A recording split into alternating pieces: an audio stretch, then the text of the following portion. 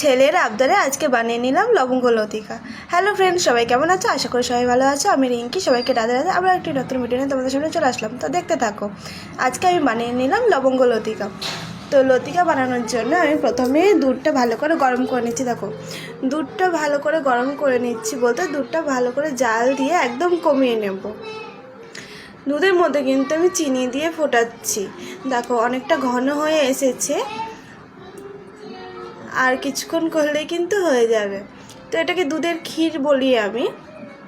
ক্ষীরটা ভালো করে বানিয়ে নেব আমি। তো দেখো, ক্ষীরটা বানানো ততক্ষণ আমি ময়দা নিয়ে নিয়েছি। ময়দার মধ্যে লবণ আর রিফাইন তেল দিয়ে ভালো করে মেখে নেব। দেখো, ভালো করে মিক্স করতে হবে, নইলে কিন্তু লতিকা ভালো হবে না। তো দেখো, ভালো করে মিক্স করে নিচ্ছি। ভালো করে মিক্স হয়ে গেছে বুঝবে কী করে? দেখো, এইভাবে গোটা বেঁধে গেলেই কিন্তু বুঝতে পেরে যাবে ভালো করে মিক্স হয়ে গেছে। তারপরে পরিমাণ মতো জল দিয়ে ময়দাটা আমি ভালো করে মেখে নেব।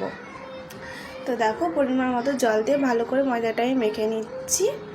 দেখো, মাখা হয়ে গেছে প্রায়। এবার কিন্তু এই ময়দাটা আমি আধা ঘন্টার জন্য রেস্টে দিয়ে দিয়েছিলাম। তো চলো, ময়দাটা আধা ঘন্টার জন্য রেস্টে থাক, ততক্ষণ আমি সেরাটা বানিয়ে নিই। দেখো, প্রথমে দিয়ে দিয়েছি জল, জলের মধ্যে কিন্তু চিনি আর এলাচ দিয়ে দিয়েছি। দেখো, এবার এটা ভালো করে ফুটতে ছেড়ে দিলাম।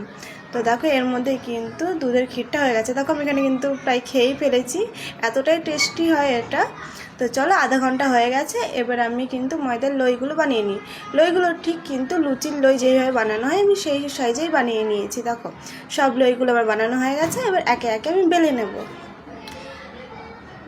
দেখো, বেলে নিতে হবে, ঠিক পাতলাও না মোটাও না, মিডিয়াম সাইজে বেলে নিতে হবে। দেখো, এবার ক্ষীরটা দিয়ে ভালো করে কিন্তু আমি ফোল্ড করে নেব। ফোল্ডটা ভালো করে করতে হবে, নইলে খুলে গেলে কিন্তু ভাজা হবে না, সব পুরটা বার হয়ে যাবে। তো দেখো, ভালো করে কিন্তু আমি ফোল্ডটা করে নিচ্ছি। দেখো, উল্টে নিলাম। এইভাবে কিন্তু ফোল্ড করলে দেখতে বেশি ভালো লাগে। তো দেখো, আমার ফোল্ড করা হয়ে গেছে। এবার এর মধ্যে দিয়ে দেবো একটা লবঙ্গ। দেখো, লবঙ্গটা আমি দিয়ে দিলাম। দেখো, ঠিক একইভাবে আমি সবগুলো কিন্তু বানিয়ে নিয়েছি।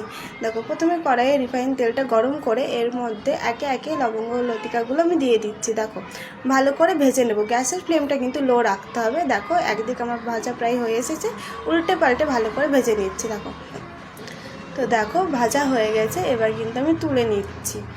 দেখো, আমার কিন্তু একটা লতিকা খুলে গেছিলো হয়তো কোনো রকমভাবে। তো দেখো, এখানে মিষ্টি সেরাটাও কিন্তু বানানো হয়ে গেছে, অফ করে দিয়েছি।